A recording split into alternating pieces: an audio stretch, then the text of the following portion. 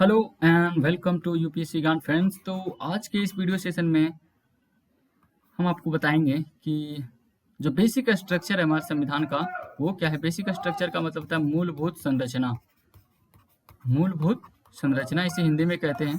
तो ये थोड़ा कॉम्प्लिकेटेड टॉपिक है, बस आप पेशेंस से सुनेंगे और देखेंगे तो ध्यान समझ में आ जाएगा। बिल्कुल एक इसे क्रम में लेके चलेंगे और ओके, तो इसके हर एक पहलू को समझेंगे। तो सबसे पहले बात करते हैं कि जो बेसिक स्ट्रक्चर है वो इसका इवोल्यूशन कैसे हुआ। सबसे पहले यही जानेंगे, इसमें जानना ही है कि ये चीज़ें जो कॉन्सेप्ट है ये इवॉल्व कैसे हुआ और ये क्यों इस तरह की चीज़ें हमारे सामने आई।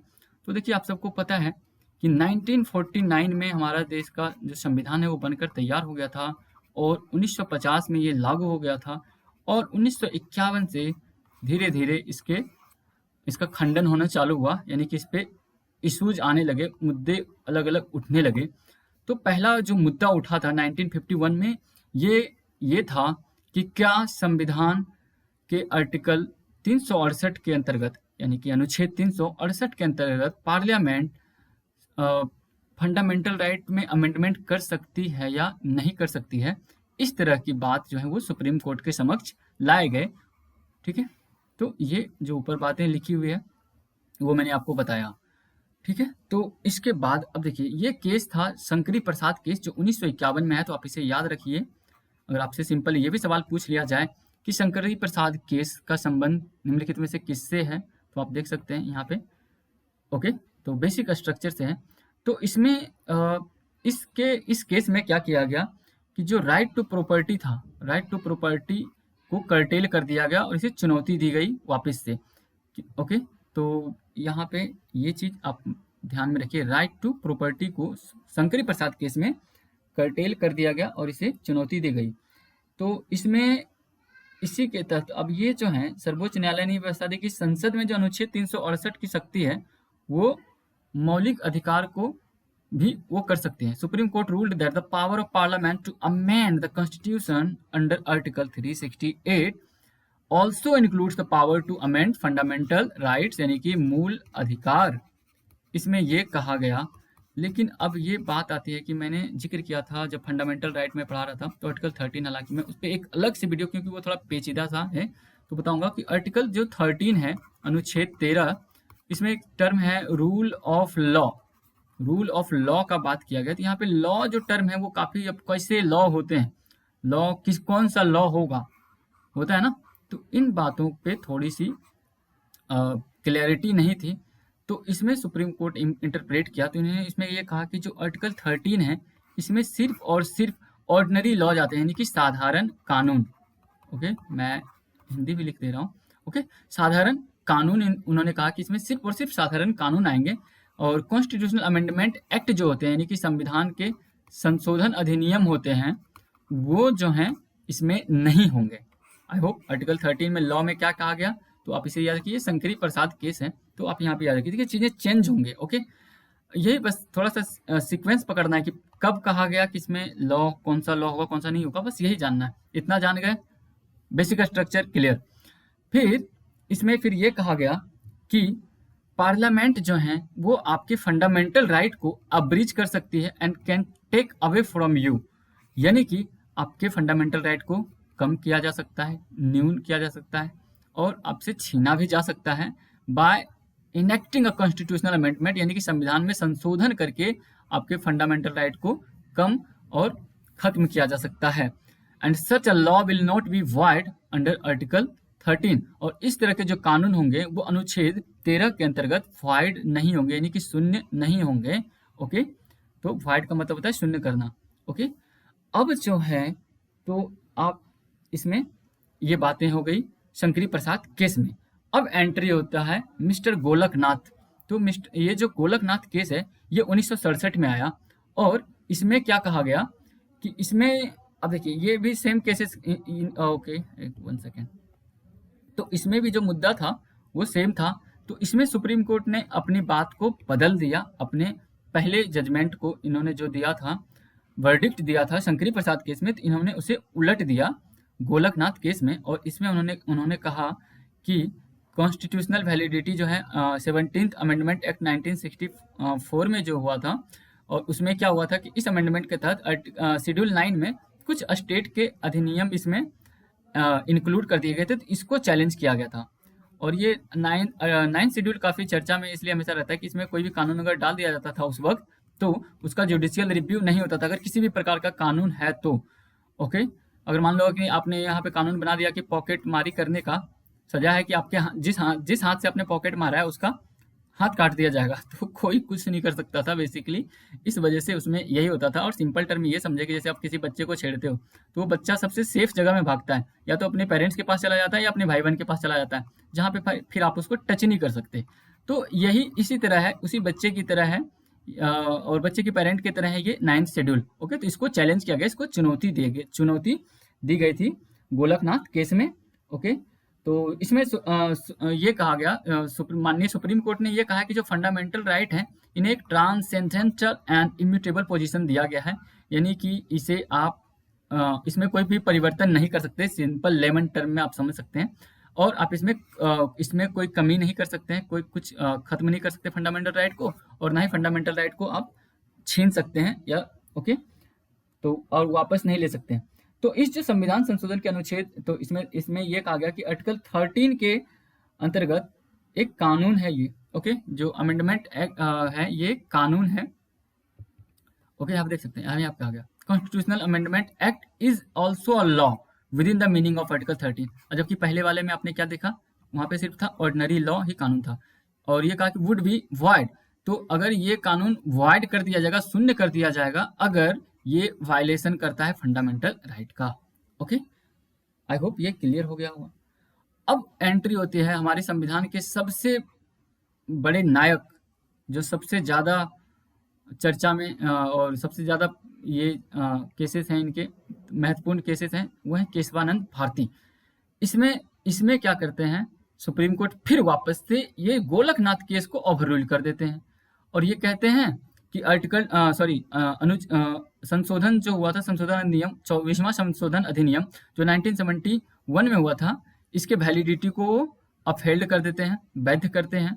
और वो कहते हैं कि जो पार्लियामेंट है वो उनके पास ये शक्ति है कि वो आपके फंडामेंटल राइट को कम कर सकती है और वापस ले सकती है। आर्टिकल 24 में मैंने आपको क्या बताया था कि उसमें यह था कि पार्लियामेंट आप संविधान के किसी भी पार्ट में, कल ही मैंने बताया था अगर आपको याद हो, तो पार्लियामेंट संविधान के किसी भी भाग को अमेंड कर सकती है। वही बात इस केशवानंद भारती केस में उन्होंने पलट के कहा सुप्रीम कोर्ट ने। और इसी के साथ उन्होंने ये कहा कि इसमें जो कुछ भी है, मैंने बता दिया कि 24 को वैलिडेट कर दिया, मतलब उसमें जो कुछ भी व्यवस्था था उसको उसी तरह एज इट इज रखा जाए। और इसमें उन्होंने एक नया सिद्धांत दिया, अब जन्म होता है बेसिक स्ट्रक्चर का, बेसिक फीचर का। अब बेसिक फीचर होता क्या है? बेसिक फीचर ये होता है कि उन्होंने ये कहा कि संविधान में आप संशोधन कर सकते हैं, कॉन्स्टिट्यूशन के पार्लियामेंट के पास पावर है आर्टिकल 368 के तहत, but it does not enable it to alter the basic structure of the Constitution. लेकिन आप बेसिक स्ट्रक्चर जो है कॉन्स्टिट्यूशन के उससे हाथ नहीं लगा सकते हैं। ओके, अर्थात आपसे मान लीजिए कि आप हमारे घर पे आए और मैंने आपको ड्राई फ्रूट का एक प्लेट दिया, आपको खाने को कहा है, तो मैंने कहा है कि आप इसका 50% हिस्सा खाइए।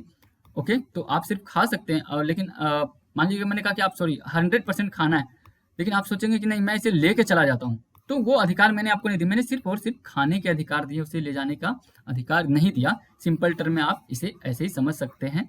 ओके, तो उसके बाद देखिए क्या होता है कि इसमें तो केशवानंद भारती जो केस में जो इतनी बातें थी, ओके, तो और इसमें ये चीजें थी। और अब देखिए अब फिर क्या होता है कि इस तरह के जो हैं, ये जो था बेसिक स्ट्रक्चर का डॉक्ट्रिन, इसे अब रीअफॉर्म किया गया। ओके, इसकी पुष्टि कर दी गई और इसे अप्लाई किया गया इंदिरा नेहरू गांधी केस जो 1975 में हुए थे, इस केस को अप्लाई कर दिया जाता है। और इस केस में सुप्रीम कोर्ट जो है वो वैलिडेट करते हैं 39th अमेंडमेंट एक्ट 1975, जो कि जिसके अंतर्गत था क्या कि उनके इलेक्शन में, पता है कि 1975 में इमरजेंसी लगा था, उस दौरान ही सारे अपोजिशन के लीडर को इंदिरा गांधी क्या करती हैं, जेल में बंद करके, और वो इलेक्शन जीत जाती हैं। तो इससे ही रिलेटेड था।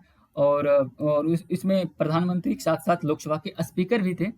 तो इसमें ये कहता है कि कहा कि ये जो डिस्प्यूट है ये outside the jurisdiction of all courts है, यानी कि ये जो सभी कोर्ट के ज्यूरिसडिक्शन के क्षेत्र से बाहर है। तो इसमें कोर्ट ने कहा कि ये जो प्रोविजन है ये अमेंडमेंट, पार्लियामेंट का जो अमेंडमेंट पावर है उससे इतर है, और ये अफेक्ट करता है बेसिक स्ट्रक्चर को, हमारे जो संविधान के बेसिक स्ट्रक्चर है उनको अफेक्ट करता है। तो इसके बाद फिर क्या होता है कि तुरंत फिर अब टकराव चालू हो जाता है इधर पार्लियामेंट और इधर सुप्रीम कोर्ट में। तो पार्लियामेंट फिर रिएक्ट करता है, ठीक है, वो रिएक्ट करते हैं कि ये जो जुडिशियली इनोवेटेड डॉक्ट्रिन है बेसिक स्ट्रक्चर, तो इसे 42nd अमेंडमेंट एक्ट 1976 के तहत इसे इनेक्ट किया गया, और ठीक है, तो ये 42nd अमेंडमेंट एक्ट जो है 1976 इसके द्वारा इसे लागू किया जाता है। और इसमें यह कहा जाता है कि दिस एक्ट अमेंडेड आर्टिकल 368 को अमेंड करता है, okay, and declare that there is no limitation on the constitutional power of parliament and no amendment can be question in any court or on any ground including that the contravention of the fundamental right. तो इसके तहत क्या है, किसी भी कानून को judicial review में नहीं लिए जा सकते हैं। इस केस में ऐसा हुआ था, ओके। इसके बाद पार्लियामेंट ने कहा था। उसके बाद जो होता है वो क्या होता है, उसके बाद आता है Minerva mills case. Minerva mill case 1980 में ये केस आया था, और इसमें जो है इनवैलिडेट कर दिया जाता है जितने भी प्रोविजन है, और उसको जुडिशियल रिव्यू के बाहर रखा गया है, जो कि बेसिक फीचर है और बेसिक स्ट्रक्चर है, दोनों बात सेम है। एंड इसमें अप्लाई किया जाता है basic structure with respect to article 368, यानी कि 368 के तहत उन पे बेसिक स्ट्रक्चर को में उसको अप्लाई किया जाता है। तो ये चीज़ें महत्वपूर्ण हैं। अब केस देखिए आसान इसलिए है ये क्योंकि आपको क्रम समझना होगा कि किस क्रम से यहाँ पे केसेस चल रहे हैं बेसिक स्ट्रक्चर के, ओके। तो ये था, और यहाँ पे फिर देखिए ये चीज़ हो गया मिनर्वा मिल केस। तो ये याद रखें 1980 में, क्योंकि कई बार क्रोनोलॉजी पूछ लिए जाते हैं, कौन सा पहले हुआ कौन से बाद में हुआ, तो वो चीज़ें आपको याद रखने होंगे। और फिर एक केस और आता है 1981 में, ये बमन राव केस इसका नाम है, वमन राव केस 1981 में। और इसमें सुप्रीम कोर्ट जो है उसको क्लैरिफाई करते हैं और भी ज़्यादा, मतलब वही चीज़ होता है कि रिफाइनमेंट होते हैं उनके जजमेंट के। Supreme Court added to the doctrine of basic structure, okay, and further clarified that it would apply to constitutional amendment. अब ये कहते हैं कि जो जुडिशियल रिव्यू है वो जो अप्रैल 1973 के बाद लागू हुआ है, जो भी कानून अमेंडमेंट अधिनियम आए वो सब उन पे जुडिशियल रिव्यू होगा, ओके। और तो ये केशवानंद भारती केस में भी कहा गया था, ओके। तो यही बात यहाँ पे आती है। अब बात करते हैं कि इसके अंदर के एलिमेंट कौन कौन से हैं, बेसिक स्ट्रक्चर के एलिमेंट कौन कौन से हैं। तो इसमें बहुत सारे हैं, आप याद नहीं रख सकते, कुछ चीज़ों को आप रट्टा मारिए, ठीक है। तो रट्टा मारो जिंदाबाद है। तो सुप्रीमेसी ऑफ कॉन्स्टिट्यूशन, इनमें कहा गया कि संविधान की सर्वोच्चता होगा। तो संविधान की सर्वोच्चता ये भी बेसिक स्ट्रक्चर के अंतर्गत आता है। Sovereign democratic Republican nature of the Indian polity ये भी आता है। सेक्युलर कैरेक्टर ऑफ कॉन्स्टिट्यूशन ये भी आता है। यूनिटी एंड इंटीग्रिटी यानी कि एकता और अखंडता भी। वेलफेयर स्टेट यानी कि कल्याणकारी राज्य, ये भी। जुडिशियल रिव्यू ये बहुत महत्वपूर्ण है, इसे बिल्कुल याद रखें, ये बेसिक स्ट्रक्चर का पार्ट है, अभी मैंने बताया केशवानंद भारती में, है ना। और 42nd अमेंडमेंट एक्ट के तहत इसे इसमें भी बताया गया है। और freedom and dignity of individual, parliamentary system, rule of law जो आर्टिकल 13 है ना, रूल ऑफ लॉ, जिसमें लॉ को भी हमने बताया। और separation of power between legislature, executive and judiciary ये भी है, ये भी महत्वपूर्ण है। जहाँ जहाँ मैं स्टार लगाने से तो पक्का याद रखना, ओके। प्रिंसिपल ऑफ इक्वालिटी ये भी याद रखिएगा। समानता का सिद्धांत, फ्री एंड फेयर इलेक्शन ये भी। And harmony and balance between the fundamental right and directive principles, यानी कि मूल अधिकार और नीति निर्देशक तत्व के बीच में हार्मोनी बना के रखना। इंडिपेंडेंस ऑफ जुडिशरी ये भी महत्वपूर्ण है, यानी कि न्यायपालिका की स्वतंत्रता। Unlimited power of Parliament to amend Constitution, यही बात तो अभी तक चल रही थी, केस बाय केस, कभी कम कभी ज़्यादा हो रहा था। इफेक्टिव एक्सेस टू जस्टिस ये भी है, सही है। And principle underline fundamental right के अंदर जो प्रिंसिपल हैं वो हैं। And powers of Supreme Court and, ठीक है, अंडर आर्टिकल 32, 160, 136, 141 इन सब के तहत। तो यहाँ पे याद रखो, इसमें कोई ट्रिक नहीं है, कोई अगर ट्रिक बताता है तो आपको बुद्धू बना रहा है, बस आप 2-4 बार पढ़ेंगे। अगर 20 है तो अगर आपने 8 से 12 या 10 से भी आपने याद रख लिया तो आप एलिमिनेट कर पाएंगे। और चीज़ें सॉल्व हो जाएंगी। तो आई होप चीज़ें आपको समझ में आए होंगे। अगर कोई कन्फ्यूज़न हो तो आप हमें कमेंट करके बता सकते हैं। तो वीडियो को ज़्यादा से ज़्यादा अपने दोस्तों तक शेयर करें और सब्सक्राइब करें यूपीएससी ज्ञान चैनल को। इसी तरह के और वीडियोस मिलेंगे आपको, और ये पूरी पॉलिटी यहाँ पे कंप्लीट कराई जाएगी। Okay, so stay tuned.